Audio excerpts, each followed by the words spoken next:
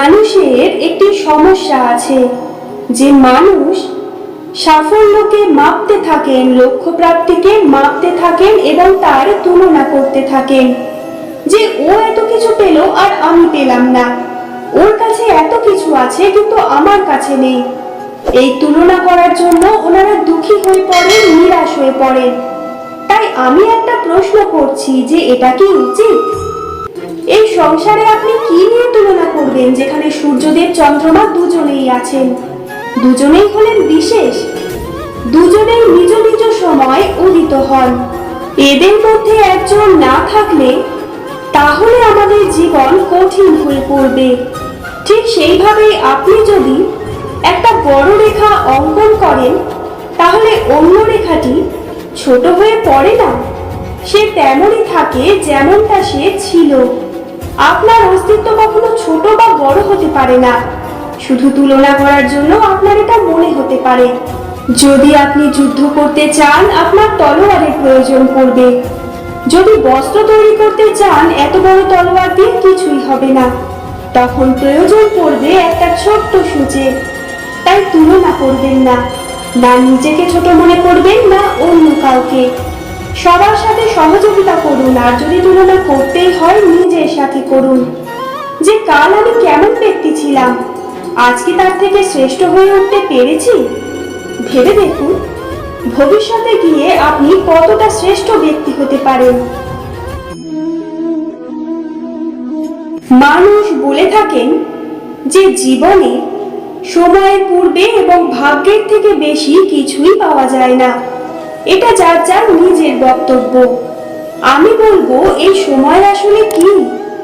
এই সময় হলো যাতে যুগ যুগান্তর নিহিত আছে, যার মধ্যে দিন আছে, মাস আছে, বছর আছে, ঠিক কিনা? বাস্তবে আপনার কাছে সময় কতটা আছে যা আপনি সদ্ব্যবহার করতে পারেন? তখন থেকে আছে যখন থেকে আপনি নিজেকে বুঝতে শুরু করেন, ততক্ষণ আছে যতক্ষণ না আপনি এই সংসার ছেড়ে চলে যাচ্ছেন। শুধু এটুকু সময় আছে আপনার কাছে। আর যদি ভাগ্যের কথা বলা হয় তাহলে ভাগ্য হলো সেই পরিস্থিতি যখন মানুষ নিজেকে সময়ের হাতে সমর্পণ করে দেন, তাকে ভাগ্য বলে। অর্থাৎ আপনি জীবনে পরিশ্রম করেছেন, বিপদের সম্মুখীন হয়েছেন, সামনে এগিয়ে গেছেন, কোথাও পৌঁছে গেছেন, এবং তখন আপনার মনে হলো যে ব্যাস এখানেই থেমে যাওয়া উচিত, তাহলে সেটাই হবে আপনার ভাগ্য।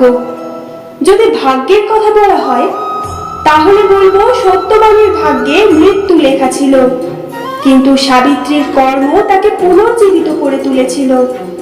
অর্থাৎ এই ভাগ্য বদল করা সম্ভব কর্ম এবং পরিশ্রমের দ্বারা। ভেবে দেখুন রাবণ মাতা সীতাকে হরণ করেছিল।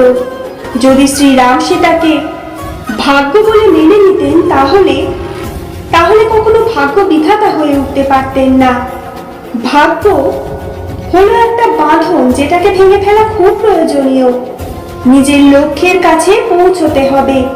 হতেই পারে এই লক্ষ্য হলো পরমাত্মার কাছে পৌঁছে যাওয়া। আপনি যদি পরমাত্মার কাছে পৌঁছতে নাও পারেন তাও সেই পথে কিছুটা অগ্রসর হতে পারছেন, তাই না? তাহলে ভাগ্যের এই বাঁধন ভেঙে ফেলুন, নিজের কর্মের দ্বারা নিজের প্রারব্ধ গড়ে তুলুন। বস্ত্র আমাদের সকলের প্রিয়, এটা আমাদের জীবনযাপনের জন্য প্রয়োজনীয়। আমরা সবসময় চেষ্টা করি সেই বস্ত্র পরতে যা পরলে আমাদের দেখতে ভালো লাগে। কিন্তু কখনো এই কথা ভেবে দেখেছেন যে কিছু বস্ত্র যদি স্বচ্ছ হয় তাহলে তা পুরনো হলেও দেখতে ভালো লাগে? ঠিক তেমনি যেমন কোনো খাবার যদি মশলাদার না হয়, অত্যন্ত সুস্বাদু নাও হয়, কিন্তু যদি তা গরম হয়, টাটকা হয়, তাহলে খেতে ভালোই লাগে। ঠিক সেইভাবেই যদি কোনো ব্যক্তি সুন্দর নাও হয় কিন্তু তার কথা খুবই মধুর হয়, তাহলে সে ব্যক্তি সকলের প্রিয় হয়। কোনো ব্যক্তি যদি ধনবান নাও হন কিন্তু তিনি যদি গুণী হন তাহলে এই সংসারে সম্মান লাভ করেন। সেজন্য কখনো এই বিষয়ে দুঃখ পাবেন না যে আপনার কাছে ভৌতিক স্বাচ্ছন্দ্য নেই। আপনার কাছে সব থেকে বড় বস্তু, সব থেকে মূল্যবান বস্তু যেটা আছে সেটা হলো আপনার আত্মা, আপনার মন, আপনার বিচারধারা, আপনার গুণ, আপনার কথা। এগুলো সব সময় শুভ রাখুন এবং সব সময় নিজের সাথে রাখুন।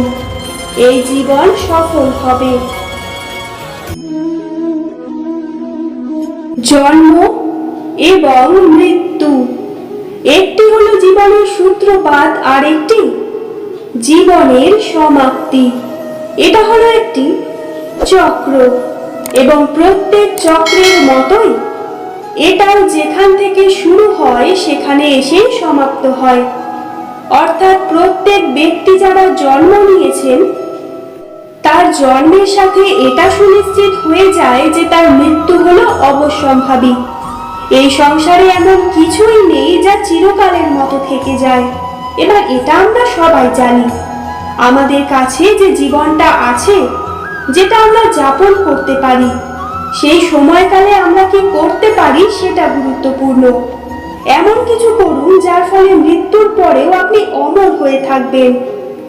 আমাদের কথা, আমাদের কর্ম এই সংসারে প্রেরণা প্রদান করতে পারে।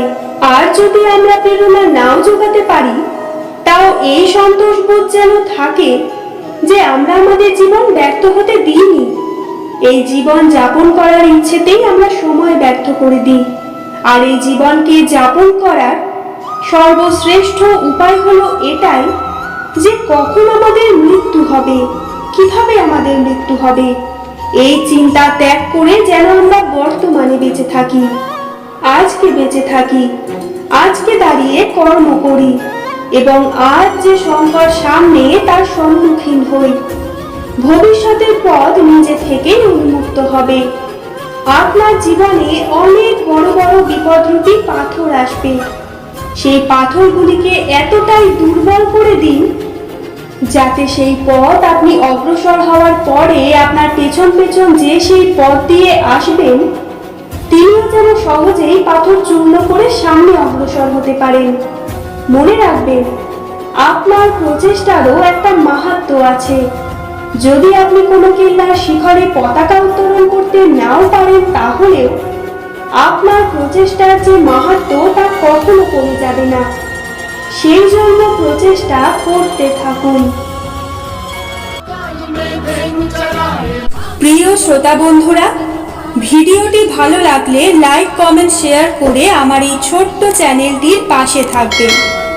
আর ভবিষ্যতে এরকম ভালো ভালো ভিডিও পাওয়ার জন্য অবশ্যই চ্যানেলটি সাবস্ক্রাইব করে দেবেন।